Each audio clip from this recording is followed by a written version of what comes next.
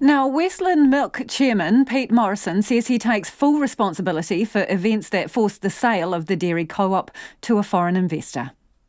It's been a very good day. 96% of our farmers voted and participated in this, and 94% of those voted in favour, which is, a very good day for the West Coast. Is it a good day?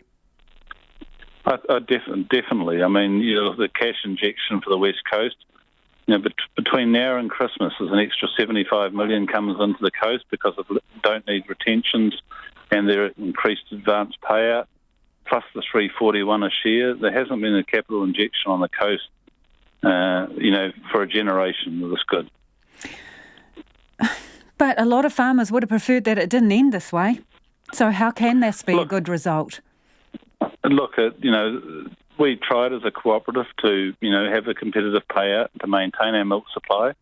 That wasn't going to be the case, so we had to come up with an alternative option, and that's what we've done, and this is a very good alternative option.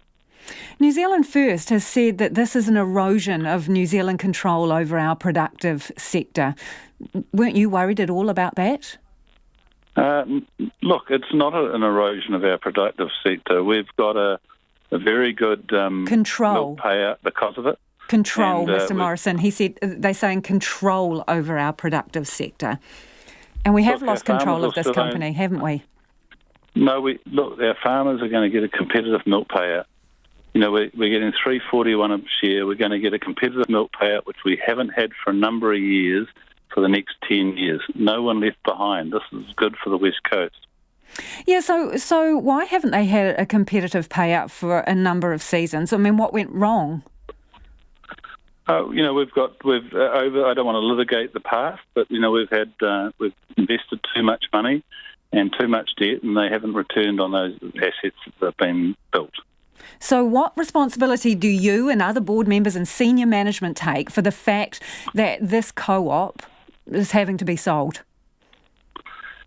Look, I said right from the beginning when I stood for the board that, I wanted to be part of a very competitive co-op that had a good payout and that farmers did well.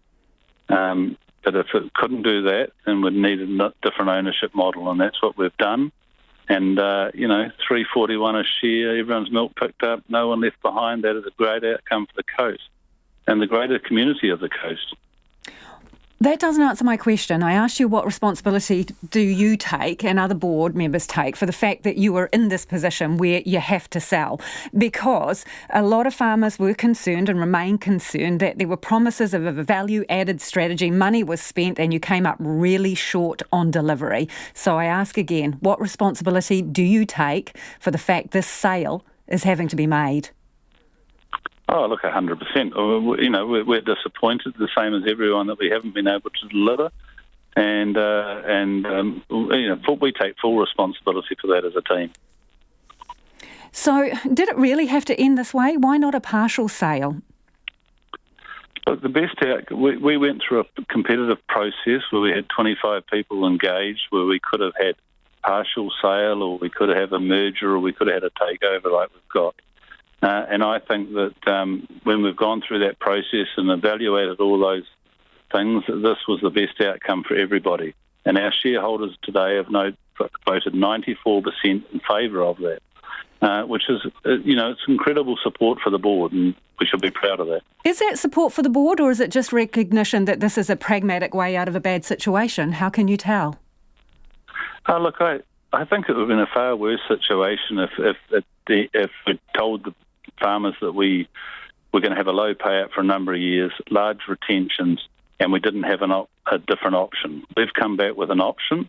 The option means that they can keep farming, and we've, a lot of our farmers, because of our non-competitive payout for a number of years, could not sustain a low payout again, and would have been sold up.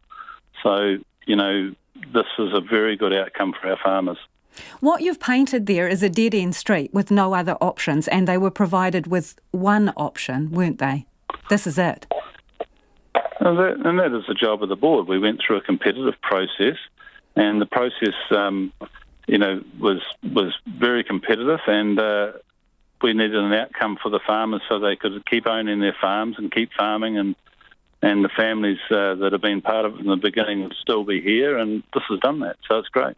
So what guarantees do they have? Because this guarantee is only for 10 seasons, isn't it? What happens then? Look, yearly want our milk. I mean, globally they're huge. They've got route to market, which we haven't got. They bring a whole lot of other things. So, look, I don't see it's changing. You don't see differentiated milk prices in New Zealand, and I don't think they'll try and bring that in. But there are no guarantees, are there? After that period of time passes, that's it. Look, there's 10 years in New Zealand agriculture, the way it's changing at the moment is a long period of time. It's the longest that I know of that anyone's ever done a commitment for a milk supply. So that's a very positive outcome for us. Tell me, what about the farmer shareholders who exited last year and say that they are still owed $11 million? Are they going to get paid, and when? But the Westland board, when those farmers left Westland Milk Products, they knew the terms they were leaving. They knew they were getting paid in 5 years' time. They're no longer shareholders of the company. That yearly have bought the assets and liabilities of the company, and they will pay them when they're due in the full due. And I think that's normal commercial business. And these guys are big operators, and they understand commercial reality, and I think that's fine that they get paid out at the end of the term. Well, the criticism which you'll be aware of is that basically a Chinese company is buying a New Zealand asset on the back of what they would characterise as an interest-free loan, i.e. their money that's still in the co-op that they haven't been paid. Is that a fair criticism? I don't think so at all. I mean, they've bought the assets and liabilities as they stand of Western Milk Products in their entirety, and they are committed to pay those liabilities when they fall due. That's just commercial business. So they're not going to be paid for potentially, until 2023? I think that's the latest of them. But look, when they left the co-op, they agreed they would get their capital back at the end of 5 years. I mean, nothing has changed. And that's Westland Milk Chairman Pete Morrison.